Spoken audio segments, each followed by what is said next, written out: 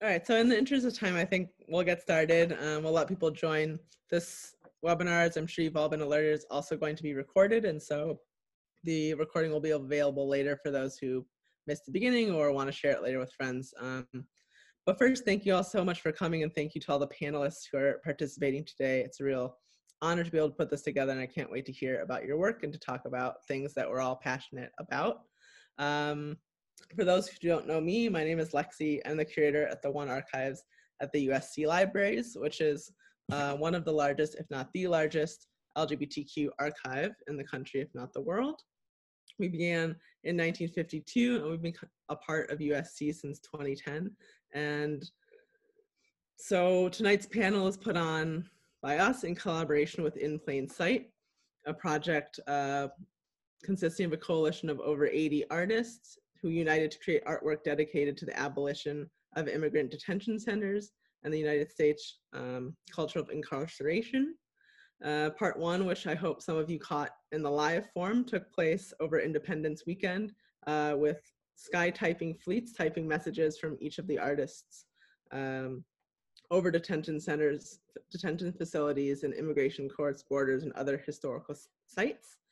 And In Plain Sight aims to amplify the voices organizing on the inside and outside of detention centers, bringing together artist interventions and direct support for those urgently working toward immigrant justice. So all our panels here today are kind of working on that fight. And because we're in collaboration with the archive, so I thought it'd be interesting to bring together a panel of artists and activists working around the idea of archives, memory, historical, kind of contemporary issues and the like. So I've invited the panelists today who are all kind of working on different aspects of that, working with archives, creating their own archives, interested in mining archival material, participate in archival collections in different ways. And I've asked them to respond to questions of documentation and representation in the face of immigration to the US, particularly as it relates to LGBTQ individuals, to think through or think about or think with us about the role of artists, activists, archives, and communities play in recording history, pushing for reform, fighting for rights, and how we create place and space for our communities. So first I've invited each panelist to share their work, and then we'll kind of have a discussion, and then we'll open it up to the audience. And so if you have questions for one or more of the panelists, please put your questions in the chat, please put your questions in the Q&A box. That'll be the best way for us to find them and answer them. Although if you put them in the chat, we'll also find them and try to answer them for you. And we're hoping this to be kind of a lively discussion. So please send any questions to one or more panelists our way, and we'll get them kind of answered a bit later. And so by way of brief introduction, I'm just going to read a short bio by each of our panelists to get us started, and then each of them are going to take it away. Julio Salgado is the co-founder of Dreamers Adrift and the migrant storytelling manager for the Center for Cultural Power. His status as an undocumented queer artivist has fueled the contents of his visual art, which depict key individuals and moments of the DREAM Act and the migrant rights movement. Undocumented students, organizers, and allies across the country have used Salgado's artwork to call attention to the migrant rights movement. Salgado is co-creator of the Disruptors Fellowship, an inaugural fellowship for emerging television writers of color who identify as trans and or non-binary, disabled, undocumented, and or firmly undocumented immigrants. His work has been displayed at the Oakland Museum, SF MoMA, and the Smithsonian. Paulo Riveros is a transgender visual artist from Lima, Peru. He began his career through photography, documenting the Los Angeles nightlife, which later developed into photojournalism covering social justice movements. His body of work is at the intersection of immigration and the LGBTQIA issues, documenting critical moments and the people behind the movements. Most recently, he is part of Cumbiaton as their resident photographer, documenting events nationwide. Guadalupe Rosales is a Los Angeles-based artist who received an MFA from the School of the Art Institute of Chicago in 2016 and was the 2019 recipient of the Gordon Parks Foundation Fellowship and 2020 USA Artist Award Fellow. She is the founder and operator of Veteranas Inrucas, and Map Points, 2 digital archives accessible through Instagram with over 250,000 subscribers. In addition to these 2 digital archives on Instagram, Rosales runs and preserves a physical archive containing vernacular photographs, flyers, magazines, and other types of ephemera of the 1990s connected to Latinx youth culture in Southern California. Guided by an instinct to create counter-narratives, Rosales tells the stories of communities often underrepresented in public record and official memory. By preserving artifacts and memorabilia, Rosales reframes marginalized histories, offering platforms of self-representation.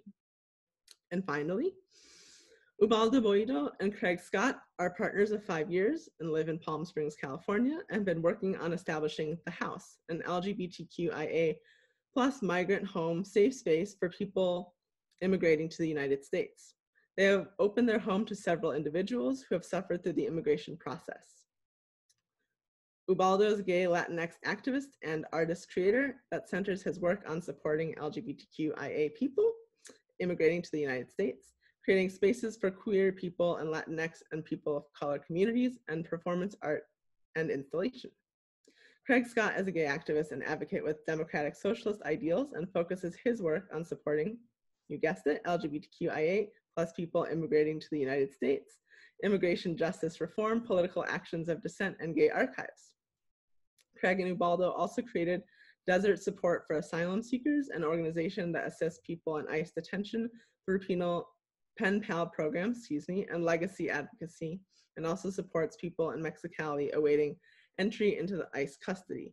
So I'm really excited to have all of these great individuals speak with us today and share their work and speak more about kind of everything that's previewed in their bios, and then we'll have a discussion. So I'll let them take it away and we'll go from there. And we're going in order, right? So I'll go first. Hi, everybody. Let me set my timer. I want to respect everybody's time, and I will be sharing my screen right here. Can everybody see? Yes? Okay. Hi, everybody. My name is Julio Salgado. I am a visual artist, and I'm very excited to share some of the work that I've done, and how being undocumented and being queer have informed the artwork that I've created over the last couple of years. A little background, every time I do something like this, I love to sort of bring in my family. A lot of my work started getting shared a lot when we were trying to pass the DREAM Act, which in 2010 was really close to being a reality. Essentially, the DREAM Act would have allowed undocumented students like myself, who came here at a young age, who did the right thing, like stayed in school, and it would allow us to a path to green card or citizenship if we graduated or we went to college. There was also an arm, like joining the military. So a lot of us were very focused on trying to, get the college aspect of the DREAM Act, right? The thing about that, though, was that, it was the narrative that we were giving around this time. And again, I'm talking about 10 years ago, was that, look, America, accept me. I'm a good immigrant. Please forgive me for my sins that I'm here undocumented. It's actually my parents' fault. They're the ones who brought me here. They're the ones that put me in this situation. And essentially what that did was, it was like really throwing our parents under the bus. And a lot of us sort of like started shifting and saying, it's our, we're all in this, together. And that includes our parents. And so I really started trying to make art that included my family. This image was based off a photograph that we took in 1995, which was the year that I came to the US, that we moved here to the US. And I made this image in collaboration with my friend Nancy Mesa. And we started it takes courage and responsibility for a whole family, for any individual to leave, their country, their homeland, to go to a place where they're not loved and they're not wanted, right? And so trying to shift that through imagery. Another image that I like to share is this one, my family, again, always with me. I've been really lucky to have a very supportive family who supported, me wanting to get into my creative side, right? Like we have this stereotype of like immigrants wanting their kids to become engineers or doctors, and art is never a thing, right? But like my parents were very like, if that's what you like to do, go for it. This is actually my first art show in Long Beach, California, which is where we moved and where I grew up. On the other photo is my tío Chicho. My tío Chicho, who left this world 2 years ago, was the first gay man I ever met. My tío Chicho came to the U.S. In the early 90s. He was undocumented and queer and really navigating in a whole different, it was a whole different time, right? And so all the, we talk about like, queer heroes that we never met, but like this was the queer hero in my family, my life, who made it possible for me. By the time that I was like queering out and being myself within my family, my uncle had really opened that up, and so I was very all like I just think back and how much of an inspiration, not inspiration, it sounds so corny, like just how much of like a push, like my like he was in my life, and a presence in my life he was. Another photo, fast forward really quick, I was talking about how through the Dream Act in 2010 2010 was a pivotal year because we were super close, and this is when a lot of folks started doing civil disobediences, right? Like up to this point, up to 2010, before 2010, as our allies, our politicians, people who wanted to protect us, they were like, you know what? Let us speak for you. Let us be the ones who get arrested. Let us be the ones who who speak for you because we want to protect you. And so it was very, I don't know, like, we have our own thoughts and our ideas. And so in 2010, I remember seeing this photo floating around on Facebook, and I was like, oh my God, I know some of those folks. They're undocumented. What are they doing? And this was in McCain's office in Arizona in 2010, and they got arrested. 4 of those 5 people identify as queer. To me, that was very, like in the tradition of, like queer folks just being at the forefront and them being super open about their queerness. I started making images about, because I wanted to document what was happening within the movement, and the cap and gown became a symbol of like, us wanting to we're trying to go to school, man, and trying to pass the Dream Act. But even beyond that, they were very, they were like, we're undocumented, unafraid, and we're also queer.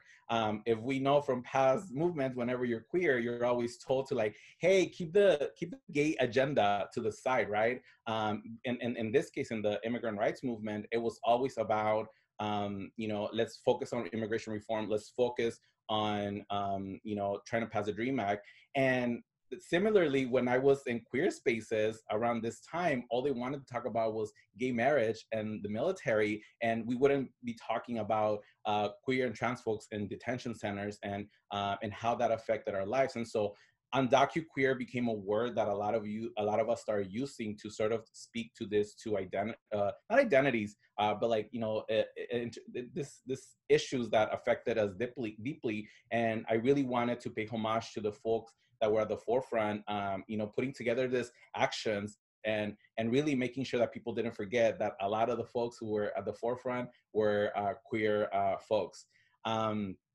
As part of my engagement with In Plain Sight, when I got reached out by Rafa and Casillas to be part of this, they were like, Julio, the connection that you have with other undocumented artists, we want to make sure that this is also part of that people don't speak for us as undocumented, not just as organizers, but also as artists, right? Like, how do you work? How do you bring in people who are affected by these issues and that you don't speak for us, right? And so one of the signs that I helped come up with was Free THEMALL. Free THEMALL was a campaign, it was a hashtag that was started as part of, during COVID, the fact that we had folks in detention centers, that it was easy, they they were super vulnerable to, you know, being infected, and they weren't being let out. And so, you know, this Free the Mall campaign started, and we started making images with other undocumented artists, with the Inland Coalition for Immigrant Justice and the Inland Empire, who for years have been trying to shut down Adelanto Detention Center. And so, you know, this was an example of how, you know, whenever you're talking about a certain issue, you have to bring in, you know, like everybody's work is super important, right? Like I couldn't be doing this work without the work of people, of organizers. And one of the things that I always, you know, ask of other artists who might not be part of certain communities, whether you're not an immigrant, you know, right now with Black Lives Matter, how are you not making it about yourself as an artist, but how are you working with communities that are being at the forefront? And so, you know, like I'm really excited and happy the way that, you know, this project came about, because they were, you know, Casillas and Rafa were very conscious about bringing us in, you know, like it's not just about the artists with the big names, but there's a lot of us who have been doing this work and you know, bring in those undocumented artists. That's all I have for now. I will pass it on for the next person. If you want to reach out to me, on my Instagram, I'm always posting new work.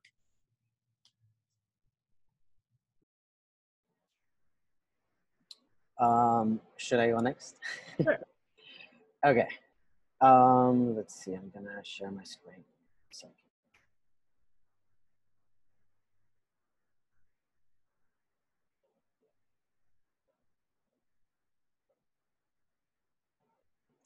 Okay.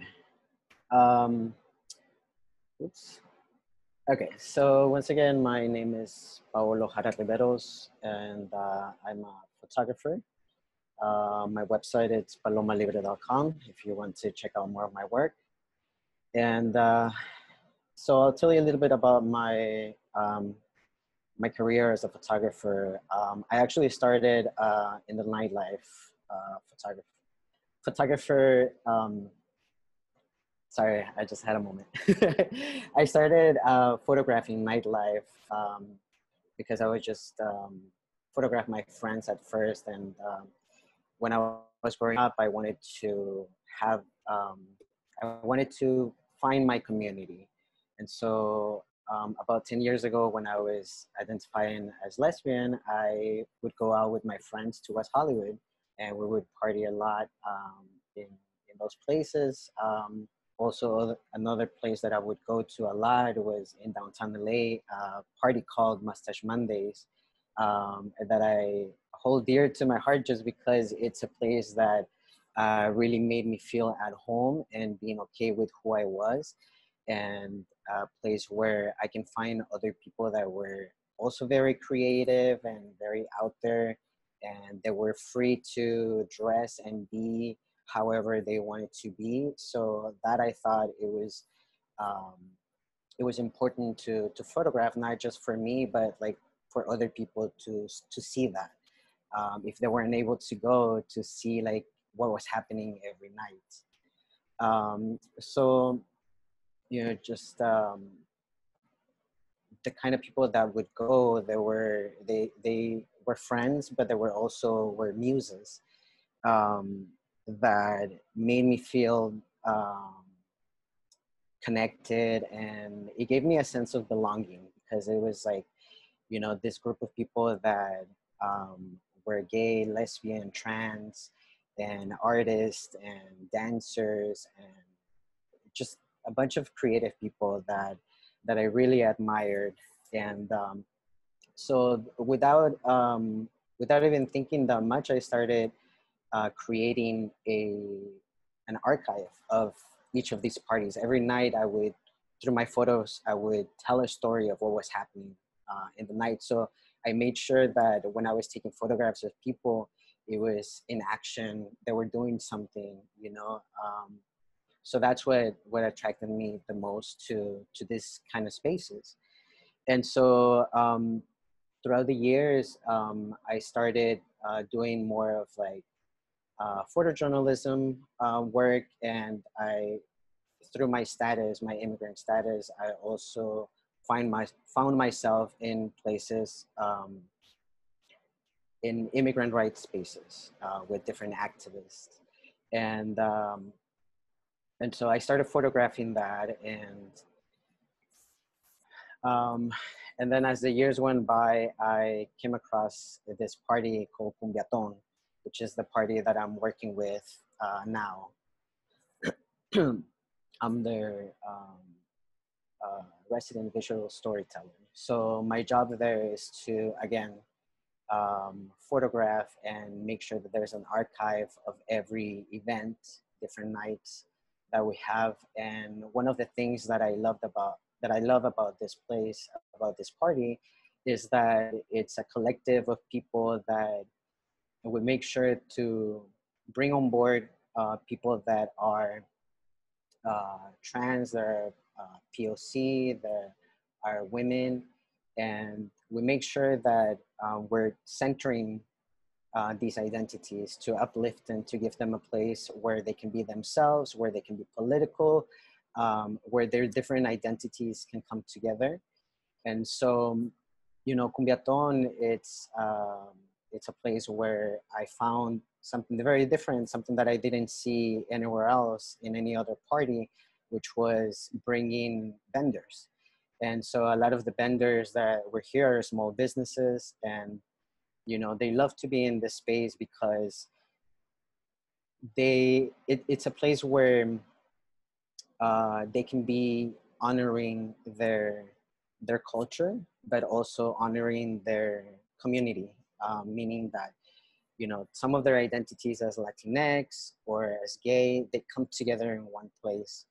And so I've been, for the last 2.5 years, I've been photographing them.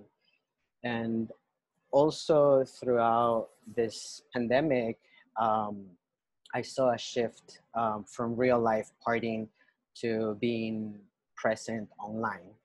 And so, you know, we started doing live streams with DJ sets with Sizzle, Fantastic, and Funky Caramello. And then the co-founder, Norms, who was also doing her show called Oversharing with Norms. So we've been able to transition into that virtual space almost seemingly. I don't know if I'm saying it right. um, but it's just to highlight that throughout this adversity that we've been presented with, we found a way to still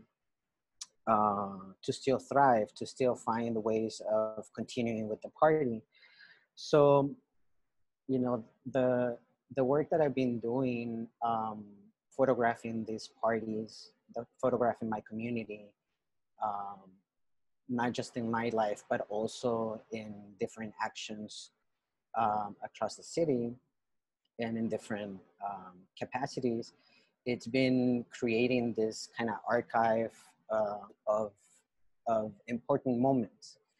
I think the rhetoric right now, it's starting to shift, and I'm glad. But before, it used to be more of like, oh, you're an immigrant, you're undocumented, you know, you don't have power, you're a sad story, and you're a victim, you know. And now it's shifting into focusing in our joy, in our power, in our resilience.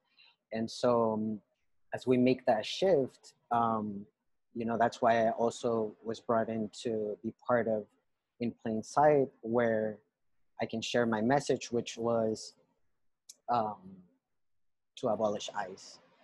And the reason for saying that in such a large art installation to abolish ICE was because I have been also incarcerated.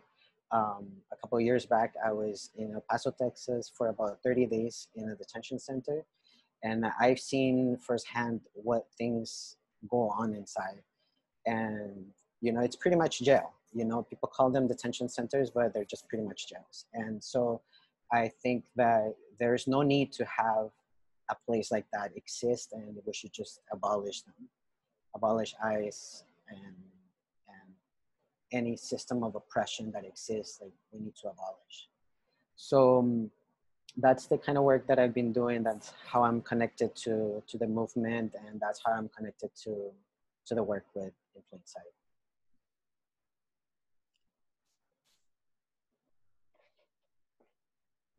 Thank you so much for sharing. Guadalupe? Hi, I'm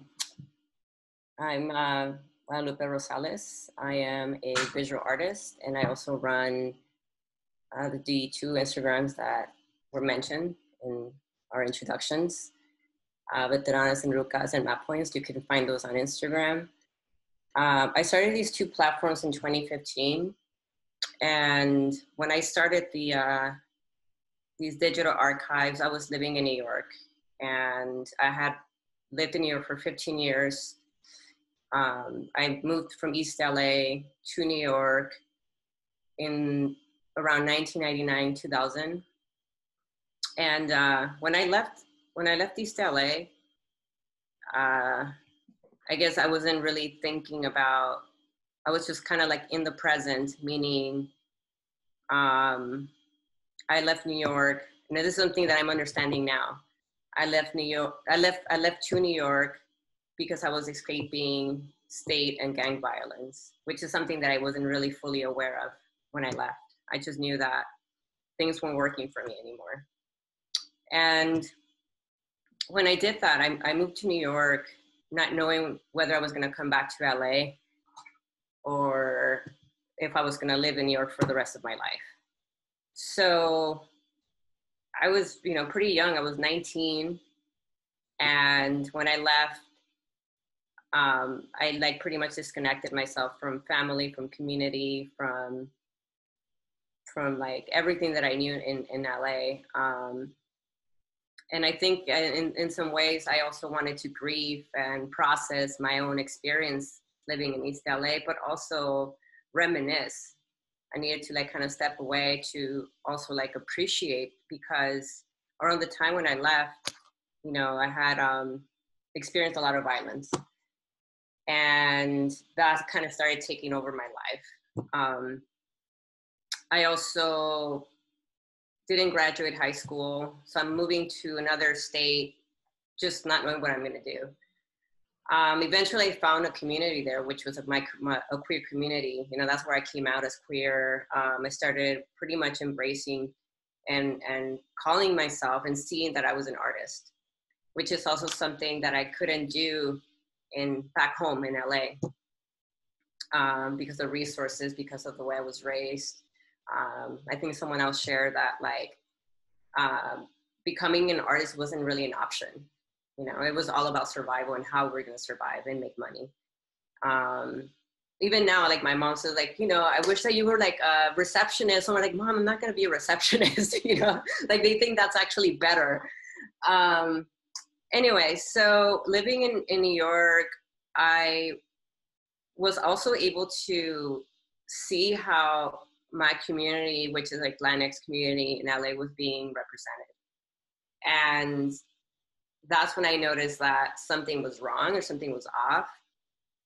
And because of that, a friend of mine challenged me, who's also a good friend of mine in New York. And he said, well, you should start something. And I was like, oh, fuck no, I'm not gonna, I can't do that. And I was really thinking about these photographs, these like wallet size star shot photos that people used to take in the mall with friends.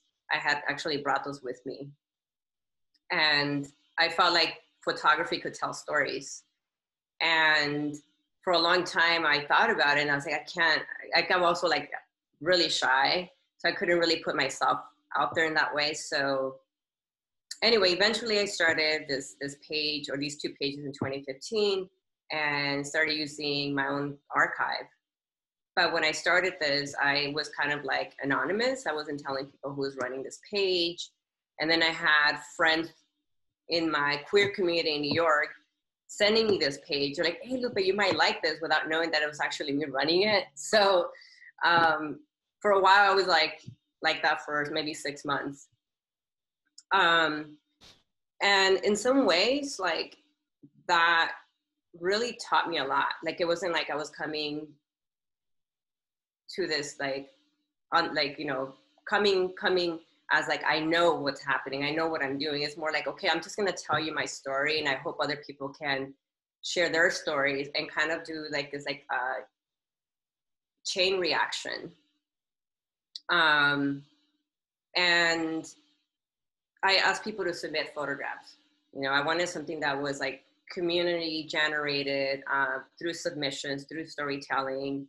Another thing that I've noticed was that even like terms that people use, you know, like marginalized, underrepresented, or misrepresented, all that stuff I learned through this work, because where I was from, where I grew up, I felt like represented. I felt the pride, you know, and like I was really close with my community. So then I started seeing, like, in order for me to see how we're being represented, I had to kind of like step out of it. That was my experience. So 2015, I decided to start Veteranas en Rucas and made it public. I asked people to submit photos, and within a week, it just like took off. People started submitting photos, people started like sharing stories. And then people actually started sharing not just like the positive aspects of growing up in LA or Southern California, but also kind of like celebrating and grieving at the same time. You know, this is like, all these photos that people submit are throwbacks, you know, like analog photos. People are taking out their own archives, looking at their own albums and reminiscing, you know. And so I like to think of these two Instagrams, Map Points and Veteranas, as altars, as like these like virtual digital altars, because it becomes this platform where people also talk about violence and grief, but also celebrating growing up, being Latinx youth. But through that, we're also learning about social injustices, you know? So it's almost like this people are like being educated and also educating others, you know? So in that way, we're dismantling how we have been, like, it's like through storytelling, we're dismantling how we've been represented. But it's also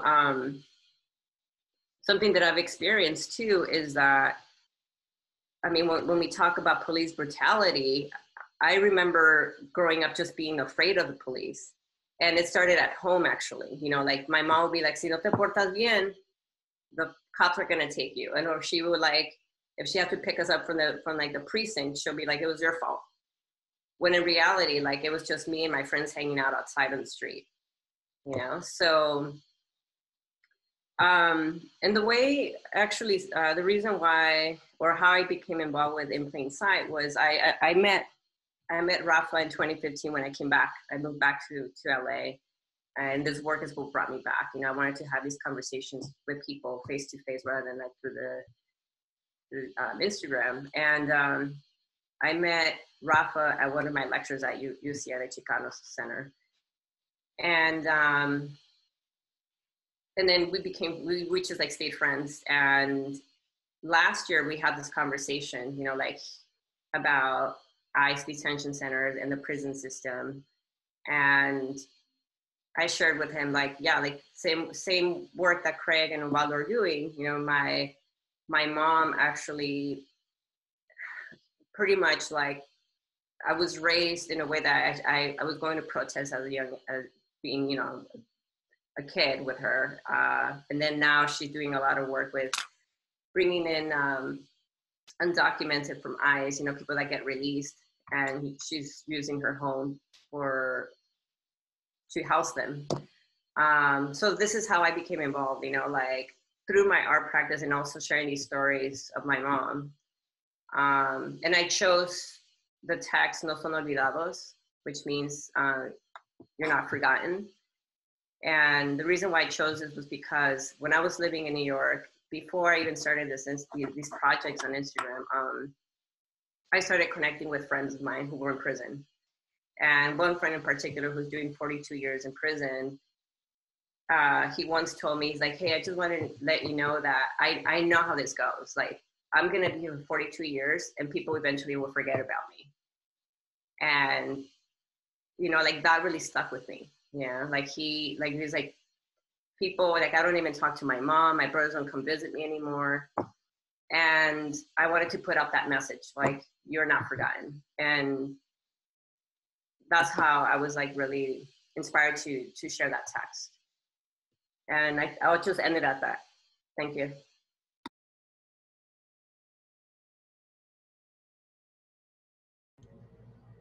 Hi, I'm Craig, my partner Ubaldo. We're out in the desert in the Coachella Valley. We started a group out here early this year called Desert Support for Asylum Seekers, and we work with people in the detention center down in Calexico at the Imperial Regional Detention Facility. And the people in our group work with queer people and straight people. And one thing we've learned through all this is that, like, immigration is a really big issue and it involves all kinds of people. And while Latinos and Latinx people are a portion of it, it's a lot of people from Africa, a lot of people from Asia, who the narrative just seems to like go right by them about immigration and detention. And that being said, I want to share with you some of the people that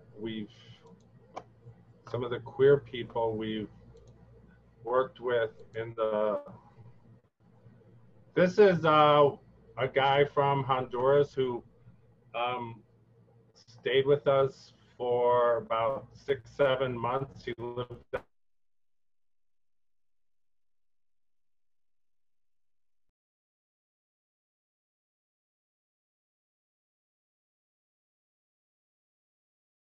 us, and he's got a job and he's really happy. And this is him with Ubaldo out goofing around. This is a Russian guy that's here in the desert now, and he's a recent arrival. These are two guys that are still in detention facility, in Imperial Regional Detention Facility. One of them's been in there for over 2 years. They're both queer. They're not a couple. They weren't a couple. The other one's a dreamer who's being deported because of DUIs. And it's really heartbreaking because I have citizen friends who've had DUIs and they're not going to be banished from the country. They don't have to think about that. But we're trying to support him. We work to try to find lawyers, people who need sponsors. Sponsorship's a really uniquely important issue for LGBTQ asylum seekers because so many people are fleeing from violence in their home countries, like brutal, brutal, brutal violence. And often their family's part of that. So when they come here, they don't have a family, you know, somebody's tia's third husband isn't an option for them. So they have nobody often, and if it's the LGBT community doesn't step up, they're stranded. This is a guy from Honduras we helped. We found him a sponsor. This is him about an hour after he was released from detention. He was very, very happy. He's still very happy. This is another Russian guy with us, out goofing off and having pizza with us.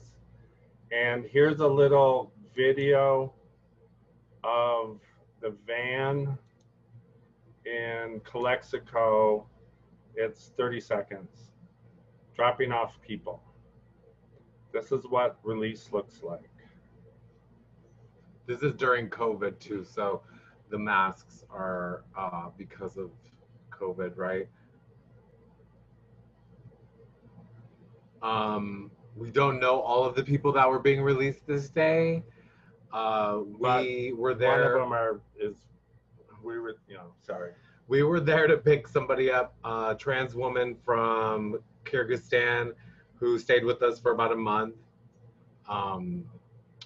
Yeah, and her story is amazing. She came here and lived with us, wore a dress for the first time, used makeup for the first time while, you know, really coming into her own transition.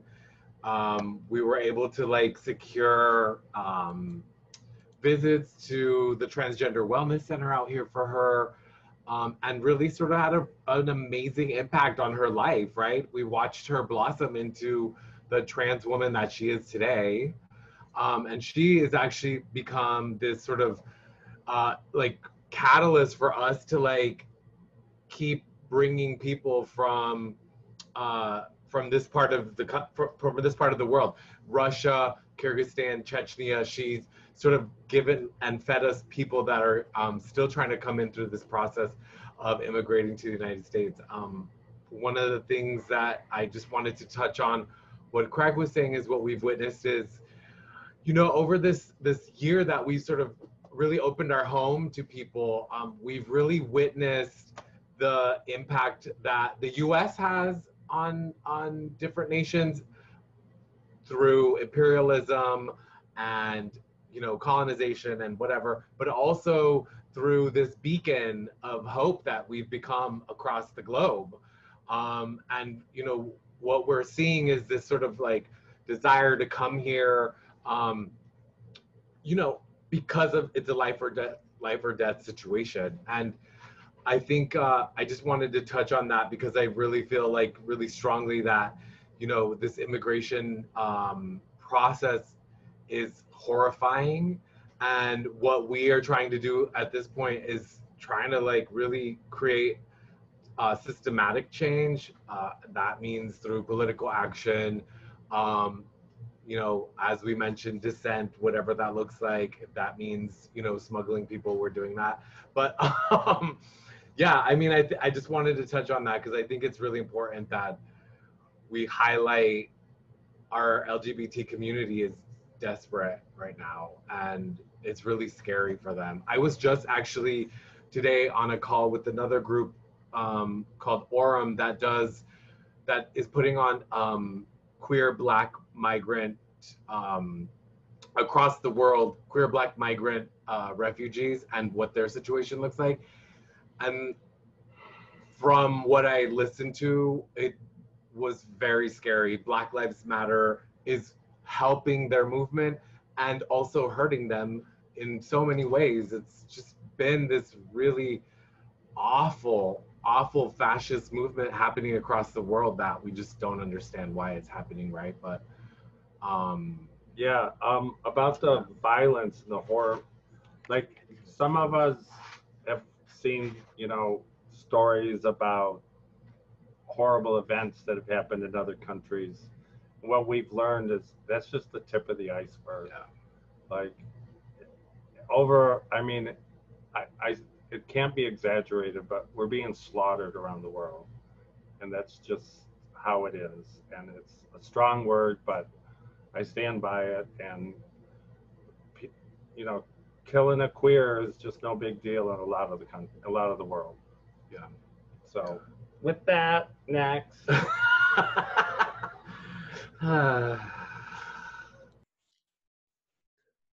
Perfect. Well, we won't end the whole conversation on that note. But I thank each of you for sharing some of your work and stories.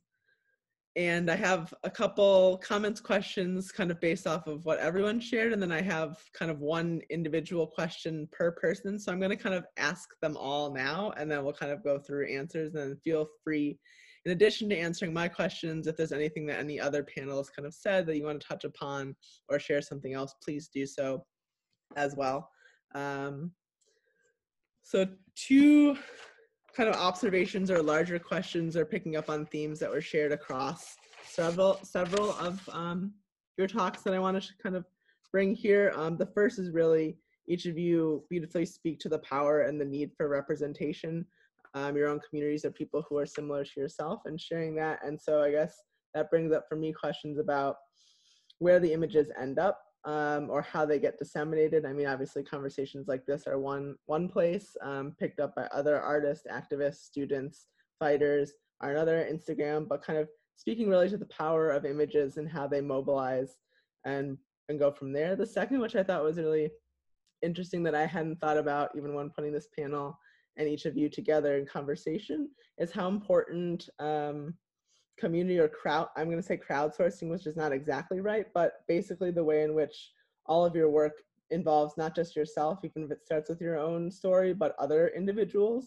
And so it's kind of the opposite of this myth of the kind of solo artist genius, but thinking about really what an artist and activist or artivist means, and how kind of, it seems like to me, art or social art that is for social change and social justice at its best is going to bring other people in. And so if you want to speak kind of to ways in which either you've had to bring people in, or the work has necessitated others entering your lives in different ways, or the work being kind of taken up and enabling it to be used by others, those would be really kind of interesting, I think, themes to touch on, or just things that kind of struck me. So those are my two large observations, I guess. And then individual questions. The first, I'll just go in order for Julio. And this really feeds on what I was just saying, but thinking a lot about how important it is for you that you start with your family, and how, given kind of this whole conversation, sharing those snapshots is really powerful.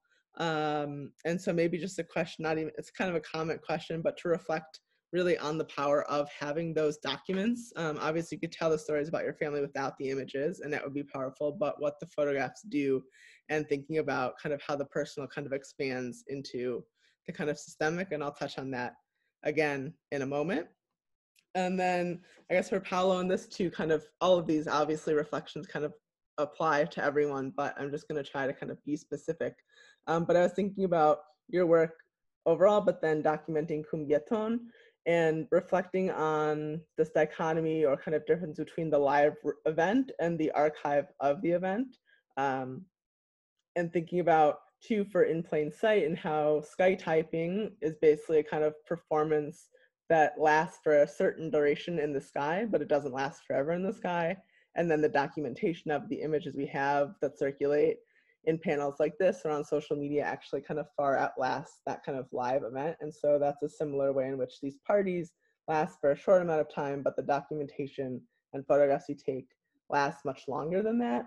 And so thinking about, or maybe you can speak to even kind of the impulse to document and what it means, and how you kind of relate in the live moment, and kind of how vis-a-vis how these documentations after the fact then also exist. And it was ways, of course, they're not a perfect mapping. It's not a video, even a video kind of falls short of the live event, but it's what we have that remains. So a kind of question comment about that, which obviously applies elsewhere. And then Guadalupe, of course, as someone who works at an archive, but has now been forced much more into the digital than ever before, like many of us on this Zoom, I was thinking a lot about, and maybe hoping that you could kind of speak to the different relations you have between the Instagram archival accounts and your own kind of archive of papers and analog photographs and things like that. Obviously, they're disseminated and able to be shared in different ways, but really to think through a kind of relationship between the digital and the analog, I thought might be something at least interesting to me, hopefully interesting to other people as well.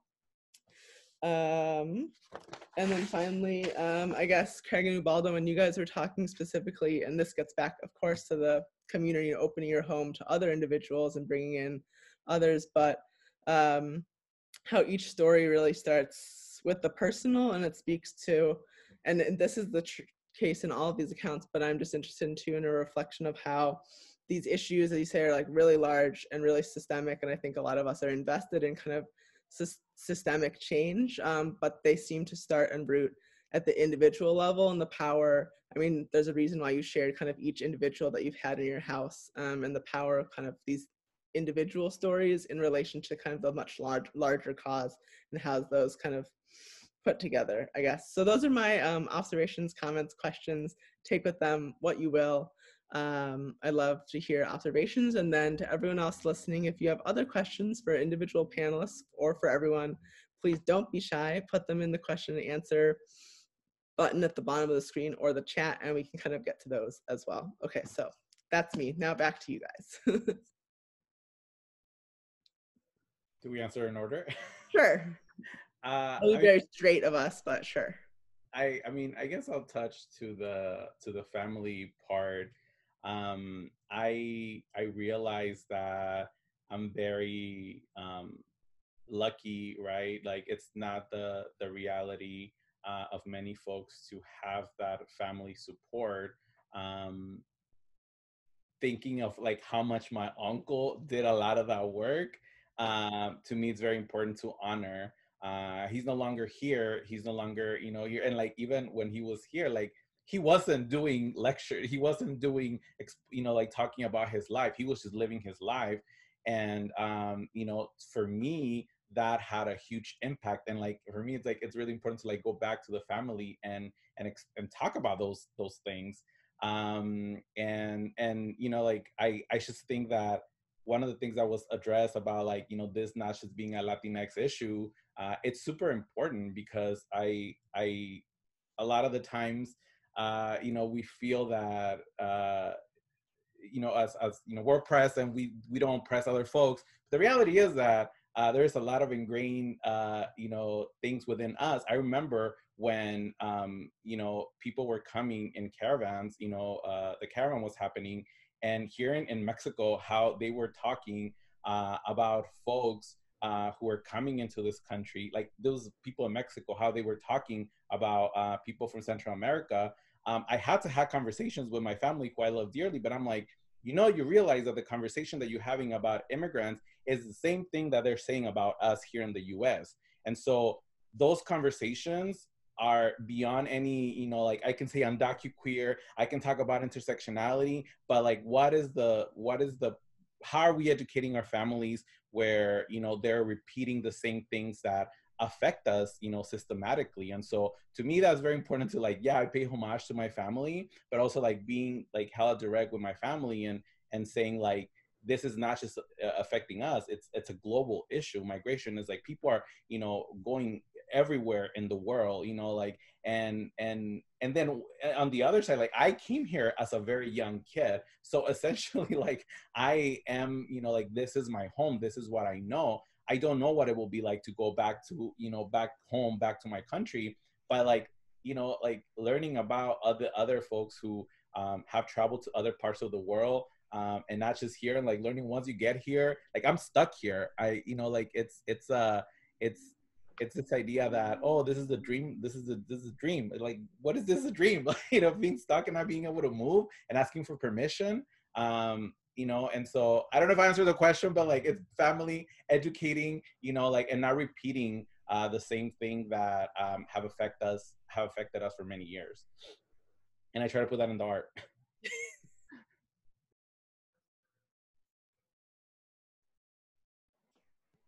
So I guess I'll go next. We're going in order again. Okay, so I wanted to talk about how important it is to see ourselves in not just the media, but in the spaces that we're part of. So for me, when I started photographing my community, you know, that's the drive to take photos was so that I can have a memory of my friends, a memory of the things that happened that night. And then, you know, it turned into more of like, look at what happened at this party. You're not gonna believe what just happened. Like, here's the photo, like you can see it, it happened, you know? It's kind of like that, how they say that a word, I mean, a photo, it's like 1,000 words, you know? So I can just share a photo and be like, look, this is what happened this night at this place. It's amazing, you know? And so for me, it was very important to find that community, to find people that were open, to find people alike, people that would understand me. And so, you know, with that, that's how I came across Cumbiaton, because many of my identities came together in this party. you know, I identify as trans, Latino, I like cumbias, I like salsa, I like reggaeton, and this place has both, you know, has it all. So um, so that transition, you know, from being a live event to now being virtual, to being, you know, doing live streams and stuff like that, it was challenging, um, but at the same time very rewarding experience to go through, just because you know, it's kind of like there's this roadblock, there's this challenge, but we were able to be resilient and to get creative and keep going with the party. And so I guess my role as the photographer was just to document that process, to document everything that is happening. And again, you know, it the photo is going to last much longer than the memory, right? The memory or the experience is just going to be for one night, for a couple hours, but through the photos we're able to not just have a record of that, but also to almost live those moments again. You know, a lot of the times when I'm editing the photos, it's kind of like I'm reliving the night again. So it brings back memories, it brings back feelings of the night and the people and everything. So I think that's the main motivator for me to document or to photograph people and events.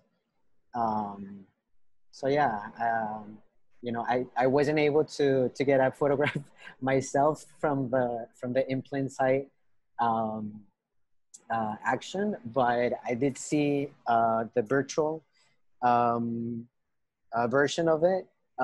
So yeah, I think it's important to have that.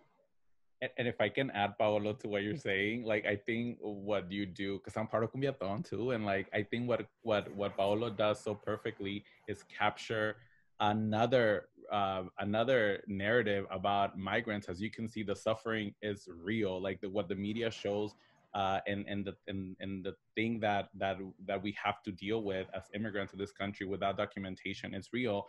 And Paolo's capturing another side that we also like to party. We also like to get together, and like the majority of people that come to Cumbiaton are undocumented organizers that get together and we just want to dance. You know, if it's just for one night, can we forget about the pain that we deal every night?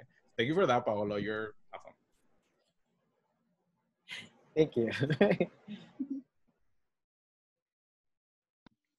I think it was my turn, right?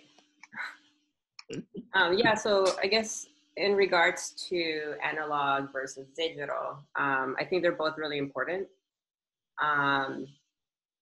You know, something that I learned through the digital aspects of, or the digitization of these photographs and putting them on Instagram is how accessible they become. You know, when I was actually, I think I was in Omaha, and I had a show there, and I brought some ephemera with me to be part of the exhibition. And a woman came up to me, and she had her whole family with her, you know, and she had like a 10-year-old boy and her husband. And she comes up to me, she's like, Lupe, I've been telling my family, she's like, I grew up in Echo Park. I was there in the 80s and 90s. I moved to Omaha for, you know, she had her reasons to move. And she was like, I always try to tell my family what my experience was, and they don't know because they're from the Midwest, you know? And because of this archive traveling, it's really like, she was like so grateful for that, you know? So it made me think a lot about migration, you know, like her experience, my own experience even, as, you know, moving to New York and feeling really deprived, you know, after a while, and not in touch with like my own community. And even people that get deported, like I've gotten messages from people who had to, who were deported, and they have this connection through these photographs, through these stories. But it's also very personal to me too, because I also have something in common. And that's also really important, that this archive is being curated or managed by someone who has similar stories, something in common. And I can also, it's really exciting for me because of that. I mean, it's also very therapeutic in some ways, because a lot of these conversations that are happening in public, through the captions, through the comments, there's also a lot going on in private, like DMs and emails. So in some sense, people that I communicate with through digital, like through Instagram or email even, are people that I might never meet in person, and at the same time, people are donating physical materials. So now I have a collection of photographs and everything else, like magazines, flyers. And my hope is to make that accessible in some ways, to have an archive space where the community can come and visit, but also to teach others how to do self-archiving, to digitize, to scan, all that stuff. Because even when I started this work, I didn't even know where to go besides UCLA. But then I went to UCLA and I was like, oh my God, who's taking care of this archive? It seemed like it was just sitting there collecting dust. Like no one was really fully taking care. I mean, I hope things changed, but when I was there, I was like, okay, I think like if I start this space and I have a community helping me doing it, we will take care of it because we're so close to it. It's like, it's precious to us, it's valuable. So that's my experience with both analog and digital. Thank you.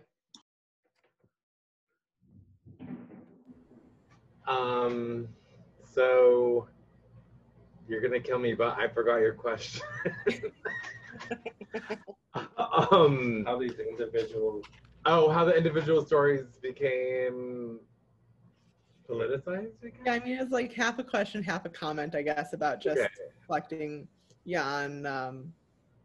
Yeah, no, she's old. Sorry, she's old. Individuals versus kind of pushing for systematic change. Yeah, so and having people in your own home, basically. Right. I mean, I think the biggest thing that we've come to realize is the need sort of surpasses the event, right? It doesn't, we sort of don't, I never stopped to think, oh, do I really want to do this?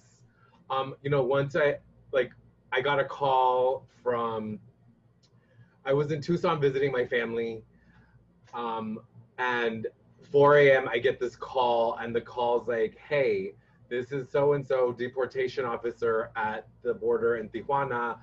Do you, I'm here with Ivan, blah, blah, blah, blah, and do you vouch for him? He's trying to enter the United States. And I was like half asleep. I didn't know what the fuck they were talking about. And I said yes. And I really, like, I didn't really know all the details. I just knew that this person had my name and had my phone number and was asking for me to vouch for him to come into the city, or into the United States, I'm sorry. And one of the things that we've really come to realize is like the need for our house to become this bigger facility or just shelter or home, or really like, I'm down to just call it, hey, come stay with me for a while. Like, it's like, there's a bed, there's a room. The need sort of surpasses a lot of the political. And what I've come to realize is with immigration, there is constantly changing, it's constantly evolving. The US is constantly making it worse for people to come here. I have to be able to pivot my concepts and ideas in order for me to like just to stay up to date. Sorry, he's getting the call from a lawyer about another person that's in detention. Hello. And this is kind of our lives, right? Where it's this thing where we can't really stop it. It's become this big monstrous wheel that we have decided to jump onto and are really open to that. I want to say yes. I want to say like every instance and moment that I experience in this work, it creates more more political action, more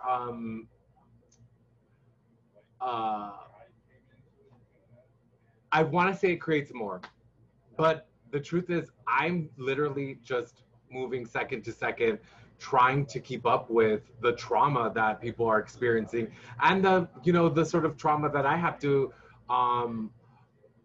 walk somebody through. The United States, listen, I was born here. I'm first generation Latino. Like my parents were from Mexico.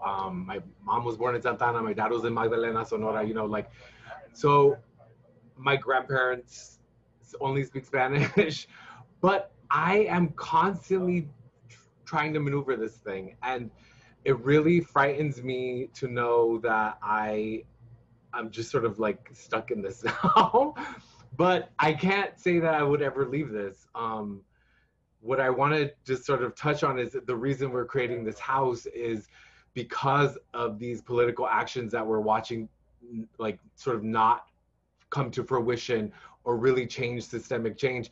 This is what we can do as individuals, right? Get involved at the level that we know how. I hope that makes sense. I'm a little frazzled from today, but I really think that, this is a great panel of people. I applaud you for doing artwork around what you know. I hope that we can like work together at some point to help more people. I mean, that's my ultimate goal. I posted our GoFundMe in the chat because we're poor and we're trying to do this, so like, and that also brings another challenge. Being poor, being a poor person in this country makes it very difficult to like help people. And luckily we've been able to find resources that can accommodate and can help people. And I hope that we can really sort of exploit those in a lot of ways. So yeah. No. Thank you everyone for sharing and answering my inquiries and questions. And what comes to mind so much is that in each of your different ways, like bringing people or materials into your own home or creating materials that then circulate elsewhere, it's all a way of showing care and also value, that these things value or these people value and they matter, and that the more we kind of lift them up and amplify those needs and voices, the better. I don't know if each of you have any questions for other panelists. All of our participants are very shy this evening, and we have received no questions in the chat. It's very hot here, at least in Los Angeles, and I don't know how many people listening in are here, but there might be a little bit of Zoom fatigue and or just heat exhaustion, so I don't want to overkeep us. But if anyone has any questions, they want to put them in the question and answer or panelists for each other, I'd be happy, like kind of want to open that up for the moment before we close things down. I wanted to kind of follow what Waldo said about, and what you're saying right now about exhaustion, right? Like we're constantly hearing, like this person is, dealing with this. There's another person who's detained. There's another, like, I think that's what has happened in our movements a lot of the times. People just get exhausted, and it's like, it's one of those, like, there's no time for guilt. There's no, like, there's people literally getting detained. There's people in detention. And so I think understanding what your lane is, I think it's very important. Like if you have the capacity, if you have a home that you can open, like focusing on that, right? Like focusing on things like that as an artist who doesn't own a home. I couldn't possibly, although like, our apartment has definitely been known as a place where people come, like other immigrants, friends that come and crash, and but there's so much that as a community you know, the resources lack, but like sticking to our lanes, it's super important. As an artist, I'm like, I can't do that, but can I make a poster that is going to direct people to funds? Because there is still some people out there, and I hope that there's people watching who support the arts, but it's like, you know, some of that money, how can it go to, you know, like, you know, places like this that are trying to do this, places like, you know, like people don't know that, you know, you have to pay a bond to get out of detention. The fact that that exists, and while we can, you know, theorize or like, you know, how messed up is this, that's a reality. I mean, money needs, you know, to be, you know, to happen. And so like how to direct our, you know, the skills that we have, to sort of like, you know, guide those things. And so I mean, if like any help, one of the things that I do a lot is like, you know, how can I help with fundraisers? I'll make a poster that send it to you and, you know, make it your way. I think that's important to like talk to each other, and knowing that we all can do something, you know, even with, you know, the very little resources, that, you know, we have. Yeah, can I just say really quick? We have a small 1-bedroom apartment in Palm Springs. You know, I'm not suggesting anybody open their house to anybody, because it, you know, it's not for everybody, and it's not an easy thing to do. La cosa es que ya, like, I can't stop. Ya no puedo parar. Like, it's just gonna keep going, like, right? So, and that's kind of why we're doing this house, because the need has surpassed my lifestyle and my choices. I can't go back. And, you know, I'm okay with that. Like, I'm okay with that. It's just, it's sort of like if you become an activist, it's really hard to walk away, right? And we all know that, because we've all tried to do so many things to change so much. And I think that's really why, like, okay, well, maybe I'll never work in fashion again. I will probably spend the rest of my life fundraising to make sure that I can help every single LGBTQ migrant that I come across. So, yeah. That's well said. We have one question in the chat, actually, if you'll entertain before we close out our evening. It's actually from a friend.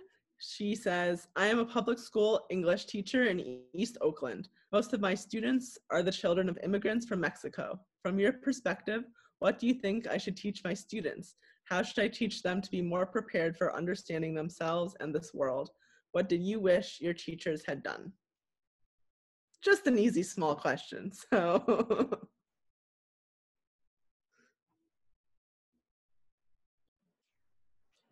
I want to pitch in really quick, because the question of like what I wish my teachers would have, you know, taught me. I always think of, I wish my teachers um, would have fed my curiosity, to push me to ask why things are happening, why someone feels, you know, different ways, just to be able to ask without giving the impression that just because you're the teacher, you must know everything, and to not idolize just one person or people that seem to be in power. Um, yeah, that's what I wish my teachers would have taught me. I mean, for me, it's not, it's more about like what teachers did for me. I mean, I grew up in Long Beach, California. Long Beach is a very pro arts, you know, like, you know, the Long Beach School District has a lot of art, you know, magnet program for schools. And I remember, you know, my art teacher, Ms. Gaynor, a nice white lady, introduced me to Frida Kahlo. She was like, "You'll like this." I know it sounds kind of like, you know, white lady introducing a little Mexican boy, Frida Kahlo, but it changed my life. Like it really, like, you know, seeing Frida Kahlo, the work of Frida Kahlo, you know, really, it's a cliche, but it changed, it did something to me, right? Now we're in different times, and like there is other artists that are doing work about immigrant kids. Like show that, you know, show that to, you know, your students. I know a lot of friends of mine who are teachers, they put my artwork in their walls. And that has kind of come full circle for me, because like I started making a lot of this work for a little Julio like me, right? Like I'm creating the art that I wanted to see when I was a little kid, that was inspired by Frida Kahlo. So I really, like I would push for that. I'm an artist, I push for finding creative ways for kids also to learn. Like I didn't speak English. I was a kid always drawing the, people, and like teachers were like, let's look at that. What are you doing? Like, and so finding that, was very useful for me as a young creative kid.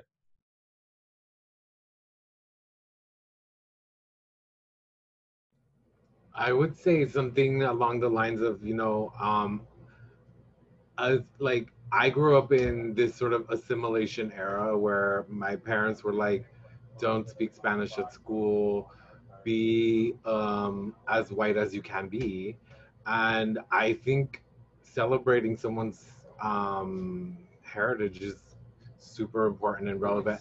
And not just in the sense of celebration, sorry, not just in the sense of celebration of like, oh, you're Latino, but like, who are you as an individual? Where did your parents come from, and what are you about? And why is that important to you? Like, I know I spent a long time trying to like be okay with who I was, and I love myself today, but that took me. It was a journey. So, sorry, Craig is just like whirlwind.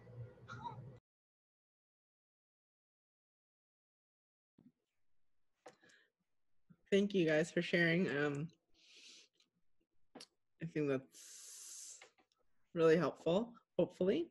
And we have one more question before we close out this evening, which is, this person writes, for the archivist, I'm interested in knowing how you choose the images for your archive. What are the qualities that you look for? What is it about the images that you choose to archive that moves you? And I guess we can try to answer that. And also I would extend it to those who create works of art. What is it? How do you know, the kind of age-old question, how do you know when you're done? How do you know the image is the one that you want to put forth, or in the editing, or in the taking of the shot, or anything like that? So just another small question. Thanks, friends. I guess I can answer that. But first, I wanted to tap into the other question just briefly about my own experience. When I was growing up, I felt like I was always in my head, and quiet, observant, and which also got me in trouble at school, And I remember my either history teacher and social studies teacher, they kind of just gave up. They're like, well, Lupe is not going to answer. Like he'll literally point at me, ask me questions. And then knowing that I was kind of somewhere else. And well, that's just to say that art allowed me to be myself, to be imaginative, to explore, to challenge ideas. And it wasn't until I took that initiative as an artist, as an adult. So I guess for teachers, I think that, I don't know how hard it is, but I think a lot of teachers do give up on students, and there's always something for someone, and I wish for me, it had been art from a young age, because that, I feel like, that's why I didn't graduate high school, but I was able to finish school as an adult.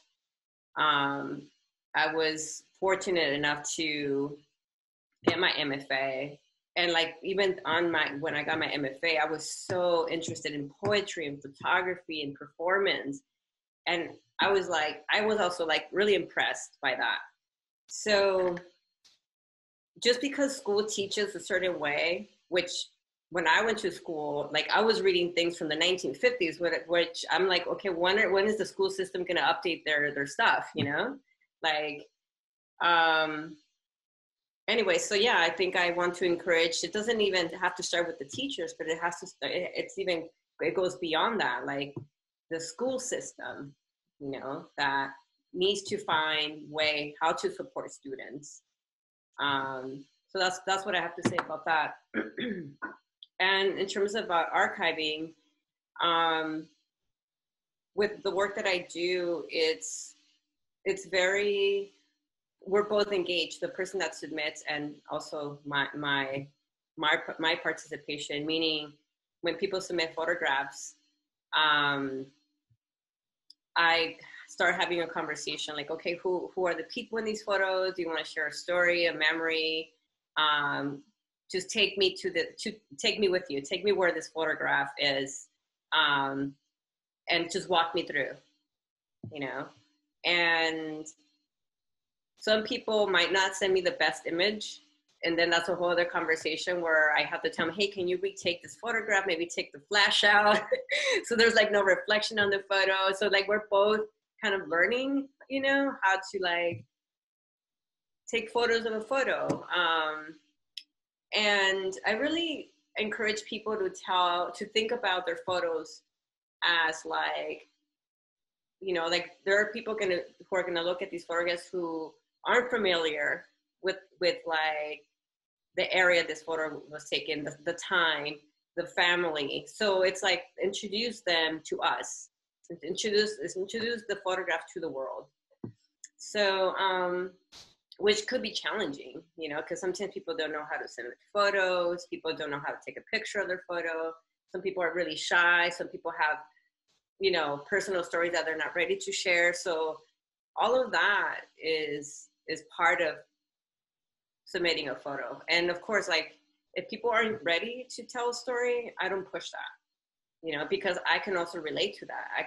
My sister can relate to that. I have family that are not ready to talk about personal stuff.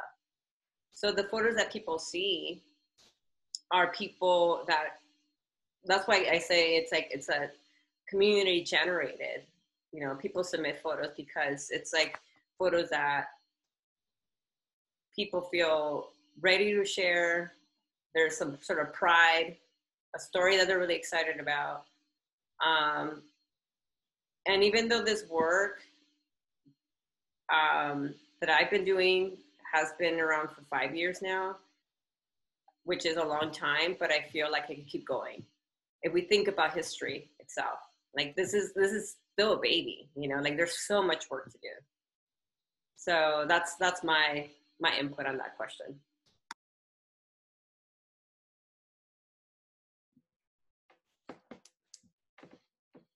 Thanks.